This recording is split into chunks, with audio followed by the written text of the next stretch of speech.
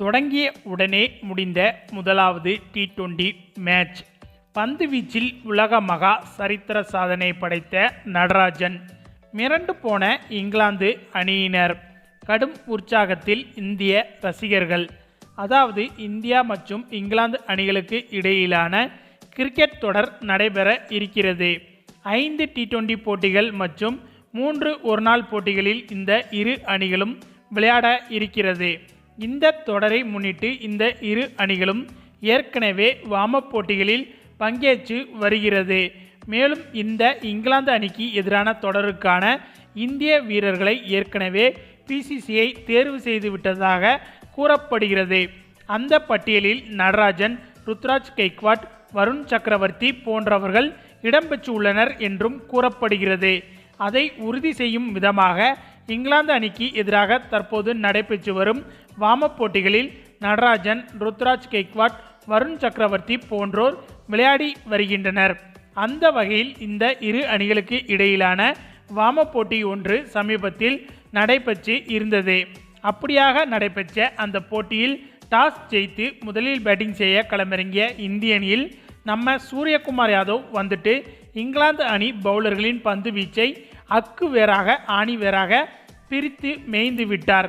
தொடர்ந்து அதிரடியாக விளையாடி வந்த நம்ம சூரியகுமார் 140 ரன்கள் எடுத்து அசத்தியிருந்தார். இதனால் 20 ஓவர்கள் முடிவில் இந்திய அணியின் ஸ்கோர் 273 ரன்களை தொட்டுவிட்டது.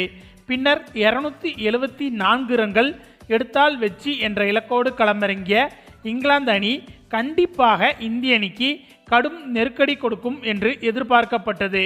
மேலும் இந்த போட்டி நடந்த மைதானம் என்பது பேட்டிங்கிற்கு சாதகமாக இருந்தது. எனவே அந்த ஒரு பாசிட்டிவ் இன்டென்னுடன் இங்கிலாந்து அணி பேட்ஸ்மேன்களும் களமிறங்கி இருந்தனர். ஆனால் அந்த இடத்தில்தான் நம்ம தமிழன் நடராஜன் வந்துட்டு கொடுத்தாரு பாருங்க ஒரு ட்விஸ்ட்டு. அப்படியே ஒட்டுமொத்த இங்கிலாந்து அணியும் அதிர்ச்சியில் உறைந்து விட்டது. இந்த போட்டி தொடங்கி முதல் 4 ஓவர்கள் வரை அதிரடியாக விளையாடி வந்தனர் இங்கிலாந்து அணியினர். அதன் பிறகு 5வது ஓவரை வீச வந்த நம்ம நடராஜனோ அந்த ஓவரில் மட்டும் மொத்தமாக 3 விக்கெட்டுகளை வீழ்த்தி விட்டார். அதிலும் இவர் வீழ்த்திய ஒரு விக்கெட் என்பது ஸ்டெம்புகள் தெரித்து உடைந்து விட்டது. அந்த அளவுக்கு புயல் வேகத்தில் பந்து வீசியிருந்தார் நம்ம நடராஜன். அதன் பிறகு இவர் வீசிய 7வது ஓவரிலும் 2 விக்கெட்டுகளை வீழ்த்தி, அடுத்ததாக 9வது ஓவரிலும் மீண்டும் 2 விக்கெட்டுகளை வீழ்த்தி இங்கிலாந்து அணியை மொத்தமாக பசுபம் ஆக்கிவிட்டார் நம்ம நடராஜன். இதன் காரணமாக 12வது ஓவரிலேயே வெறும் 68 ரன்கள் மட்டுமே எடுத்து இங்கிலாந்து அணி ஆல் அவுட் ஆகிவிட்டது என்பது குறிப்பிடத்தக்கது. ஓகே ஃப்ரெண்ட்ஸ், நம்ம நடராஜனின் இந்த வெறித்தனமான பந்துவீச்சை பற்றி உங்களுடைய கருத்துக்களையும் மறக்காமல் கமெண்டில் சொல்லுங்கள். மேலும் இந்த வீடியோ பிடிச்சிருந்தா லைக் அண்ட் ஷேர் பண்ணுங்கள். நம்ம சேனல் சப்ஸ்கிரைப் பண்ணுங்கள். கூடவே பெல் பட்டனையும் கிளிக் பண்ணுங்கள்.